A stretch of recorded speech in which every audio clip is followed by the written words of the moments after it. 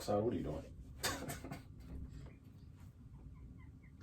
All right, yo, so we're back. This is All This Math, and I'm Professor Parker, and this is my daughter with all the energy, Assata.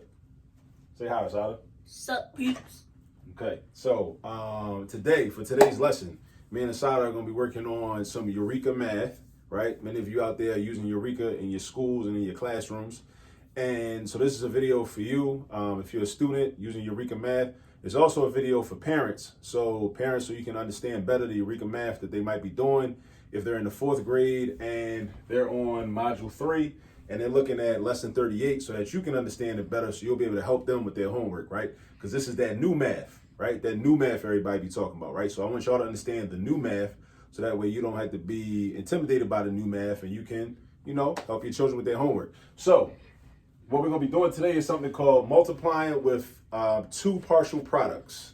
Two partial products, right? I told you, Assata's got so much energy, right? So anyway, two partial products.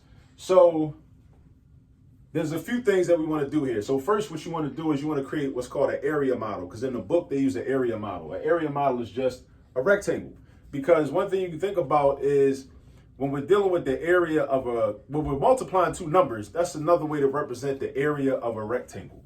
All right, the area of a rectangle. So what I'm going to do here is I'm going to draw a rectangle. Right? So you draw a rectangle, right? Draw a rectangle like this. And then, let's see. So this could be your length, 67. So I'm going to write 67 across the top. Right? That's how y'all do it in class, right? Uh-huh. Okay, right. But on the left side, what do? Don't you gotta break this 54 down? Uh-huh. So what you want to do is you want to break the 54 down, the other number, but you want one of the numbers to be what I call a happy number, right? Happy, like H-A-P-I, like the Happy River from ancient Kemet, which today we call the Nile River, which is in today what is called Egypt, right? Which is in Africa. You dropping stuff? So break this 54 down into 50 plus 4. 50 plus 4, right? So I'm gonna just do this.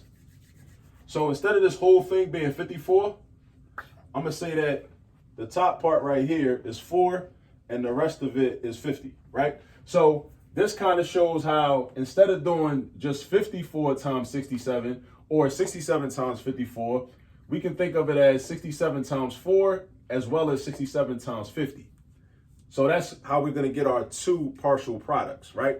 Parts of the product, partial products or parts of the product. Another thing I want to advocate is that whenever you're doing math or dealing with anything mathematical, you want to always think about why is this thing called what it's called? Like, why is it called that? Like, what makes it partial and what makes it a product, right? The product is the results you get when you multiply numbers, right?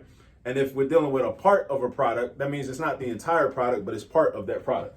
So the next thing we're going to do is we're going to set this up like a multiplication problem. It's going to look like the standard algorithm that we're used to doing that we learned like 20 and 30 years ago, right? So we set it up like this, 67 times 54, and then you put another line, and then you're going to have another line, because this is that's the first one, that's the second one, boom, you're going to do that. And then over here, this is going to be something. Now, this is what the workbook does, right? This is what the workbook, I know it looks extra, but this is what the workbook does. So what's going to happen is you're going to take 67, right? And you're going to break this 54 down like we did here. We broke it down into two parts, right? So we got 67 times 4, 67 times 4, 67 times 4. So I'm going to put that right here, 67 times 4. That's how you'll do it in class, right? Yeah. All right. And then I'm going to do 67 times the 50, but, well, yeah, I'm going to write it like that. Yeah. 67 times the 50, like that. But I'm going to come down here, right? And I'm going to set up two problems. I'm going to set up one for my ones, because 4 is in my ones place in the 54. And I'm going to set up another problem for my tens, because 5 is in the tens place. So check this out, right? Oh yeah, I gotta put a join right there. So I say ones,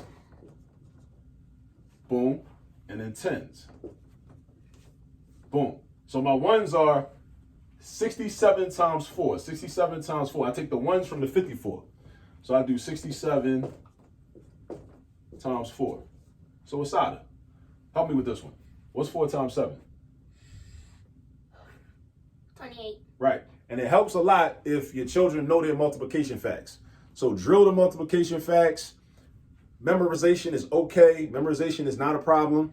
They should understand the concept of what 7 times 4 means. It means 7 repeated 4 times. It's repeated addition, or it's skip counting. 7 plus 7 plus 7 plus 7. But it's also good for them to have memorized 7 times 4, which equals 28. So what you do is, don't you write the 8 right here and carry the 2? Oh, yeah. Yeah. So you put the 8 right here, carry the 2. Do I put the 2 over the 7 or over the 6? 6. Right. Put the 2 in the next column over in the tens place. Then you do 4 times 6, right? What's 4 times 6? 32. No, that's 4 times 8. 8. 4 times 8 is 32, sis. But that is 8 if you add them up. No. Now you doing too much. You violating the order of operations. You got to multiply first. You don't add 6 plus 2. You got to do 4 times 6 first. Well, You tripping. 24. Right. 4 times 6 is 24. 4 times 6 is 24. Right. As you can see, this is not scripted. She's human. She makes mistakes. Even I make mistakes in these videos sometimes. All right, but we're going to rock out. So 4 times 6 is 24. What's 24 plus 2? 26. 26. So you put your 26. So this is the product of the ones when you do 67 times 4. So that means if we were to think about this in terms of geometry, the area of this piece right here would be 268, right? That means there would be 268 little squares in this section right here, right? Because that's what area means. How many little squares do you have in that space? Now we got to do multiplication of how many tens it is. So we're going to do 67, not times 50, because 50 means 5 tens, right? Mm-hmm. Just like 5 $10 bills. So we're going to do 67 times 5, because that's how many tens we got, right? Now, 5, but are you clear about that? Like why I'm not doing 67 times 50? Mm-hmm. Because 50 is 5 tens. So I just want to multiply how many tens I have. And this is how many tens I have. I got 5 of them. So I'm doing 67 times 5, right? Mm-hmm. This was how many ones I had. That's why I did 67 times 4. Now I'm doing 67 times 5 because that's how many 5s I have. All right, now what's 5 times 7? 35. Right, it's 35, so I put the 5 here, and I carry the 3, right? Mm-hmm. Where do I put the 3? Over the 6 or over the 7? 6. Boom, throw that up there. Now, what's 5 times 6? 30. 30, then what do I do with that 3? What did you do with the 2 over here?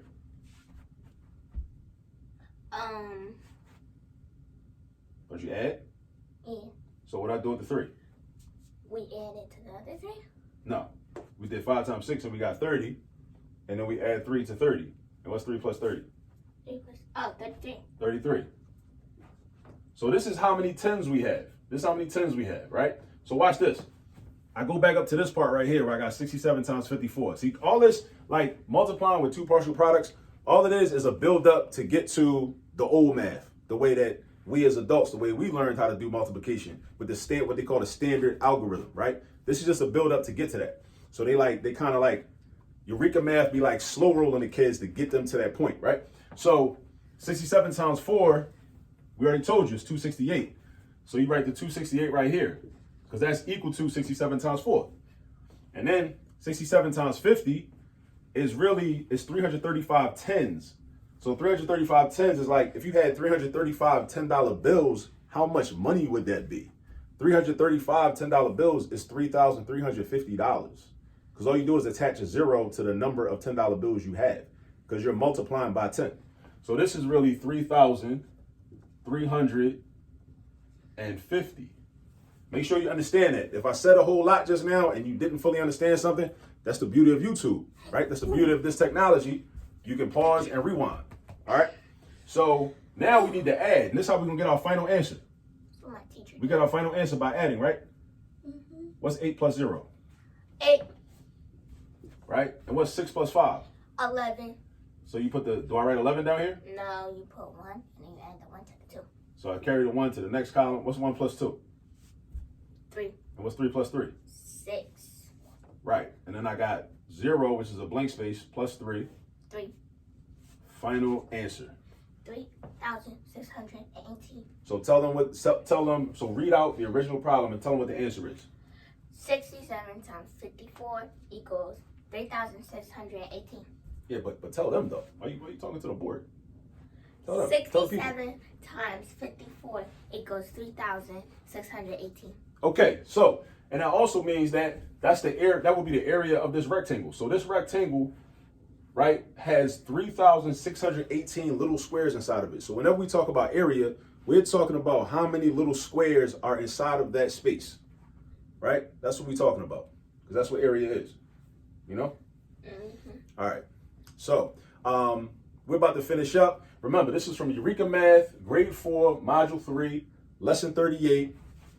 If you haven't subscribed to the YouTube channel, please subscribe to All This Math YouTube channel. Also turn on the post notifications so you'll be alerted when we put out new content, whether it's just me, or whether it's me and Assata doing a video, or whether it's me and Nasim doing a video, or whether it's me and Kwame doing a video, you know, or some other young person, right? Because we want to make math normal. We want to normalize math for the community.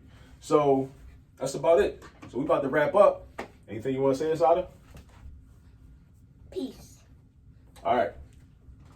Thanks for tuning in. We'll see y'all next time.